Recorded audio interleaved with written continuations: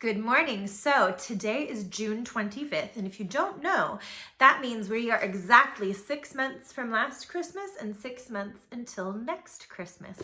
So since I'm not going to be doing story time that long, I would run out of books before then, I thought it would be fun to do How the Grinch Stole Christmas by Dr. Seuss for our story time today. I'm even wearing my Grinch shirt. I don't know if you can see it. He's got the Grinch right there. He looks, yes, very sneaky indeed. So today, that will be our story by Dr. Seuss, of course, sponsored by First 5 Yuba County. And it is in my giant book. So I will read it and then show you the pictures. Okay, so How the Grinch Stole Christmas. Every Who down in Whoville liked Christmas a lot. But the Grinch, who lived just north of Whoville, did not. The Grinch hated Christmas, the whole Christmas season. Now, please don't ask why. No one quite knows the reason. It could be his head wasn't screwed on just right. It could be, perhaps, that his shoes were too tight. But I think that the most likely reason of all may have been that his heart was 2 sizes too small.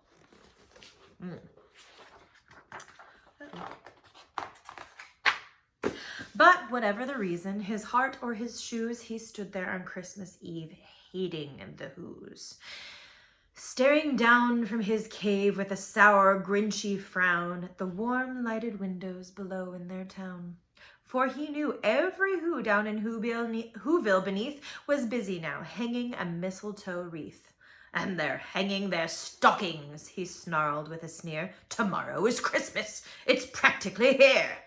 Then he growled with his Grinch fingers nervously drumming, I must find some way to stop Christmas from coming. For tomorrow, he knew, all the Who girls and boys would wake bright and early. They would rush for their toys, and then, oh, the noise. Oh, the noise, noise, noise, noise. That's one thing he hated. The noise, noise, noise, noise. Then the Whos, young and old, would sit down to a feast, and they'd feast, and they'd feast, and they'd feast, feast, feast, feast. They'd feast on Who pudding and rare Who roast beast, which was something the Grinch couldn't stand in the least. And then they'd do something he liked least of all. Every Who down in Whoville, the tall and the small, would stand close together with Christmas bells ringing. They'd stand hand in hand, and the Whos would start singing. They'd sing, and they'd sing, and they'd sing, sing, sing, sing. And the more the Grinch thought of this Who Christmas sing, the more the Grinch thought, I must stop this whole thing. Why, for 53 years I've put up with it now. I must stop this Christmas from coming. But how? Then he got an idea. An awful idea. The Grinch got a wonderful, awful idea.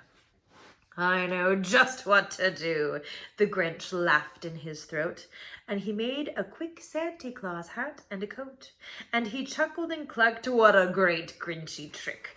With this coat and this hat, I look just like Saint Nick. Just like him.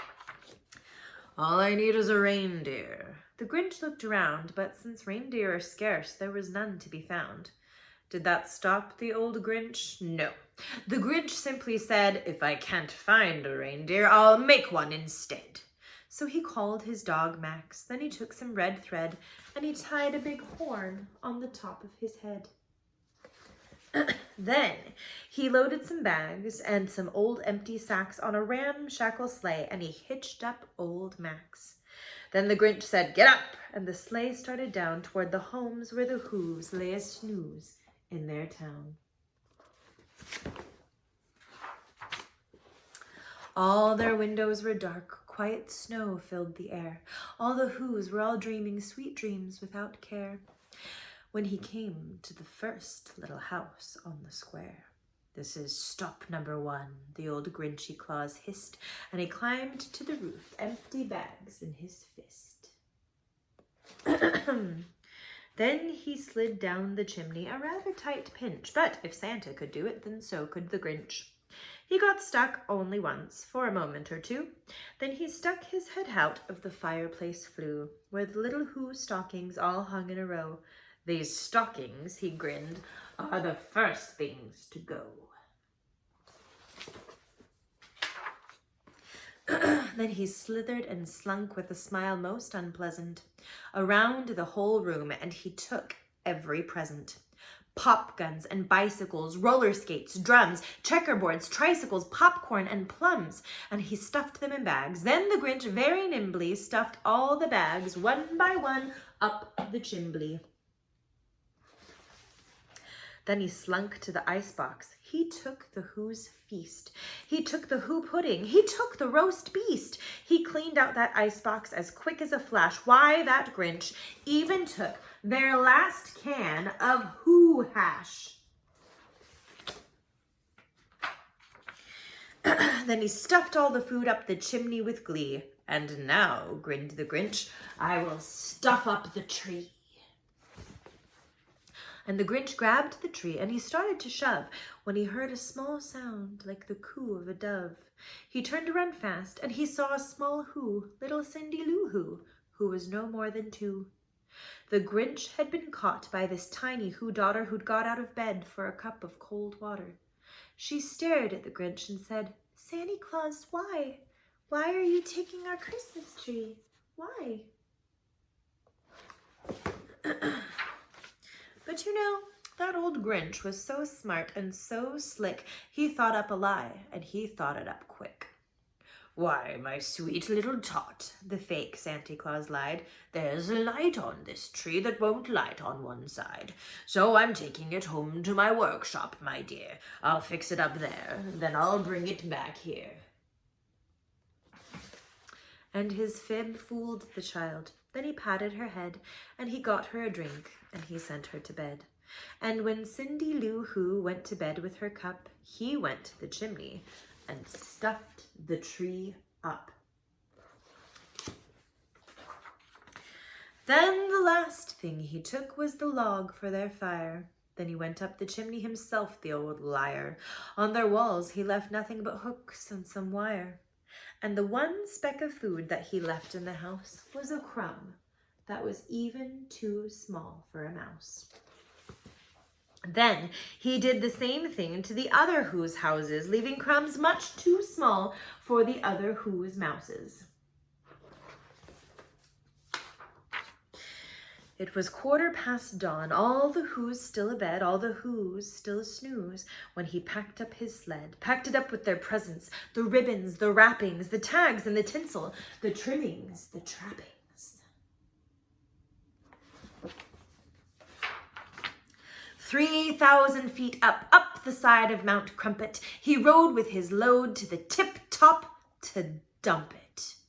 Pooh-pooh to the Who's, he was Grinchishly humming. They're finding out now that no Christmas is coming. They're just waking up. I know just what they'll do. Their mouths will hang open a minute or two. Then the Who's down in Whoville will all cry boo-hoo.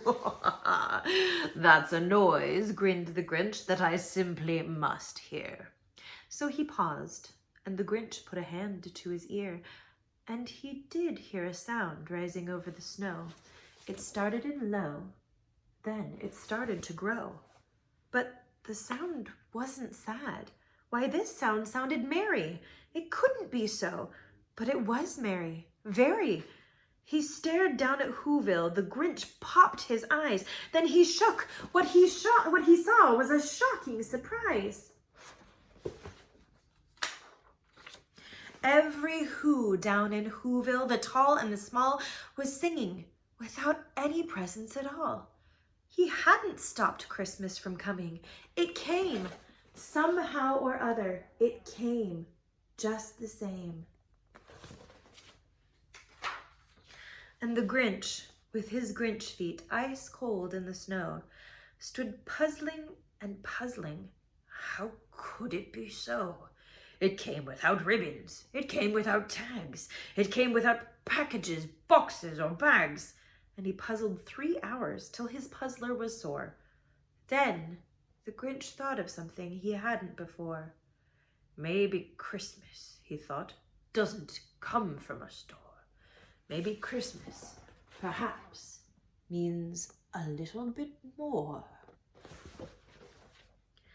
And what happened then? Well, in Whoville, they say that the Grinch's small heart grew 3 sizes that day. And the minute his heart didn't feel quite so tight, he whizzed with his load through the bright morning light, and he brought back the toys and the food for the feast. And he himself, the Grinch, carved the roast beast. The end.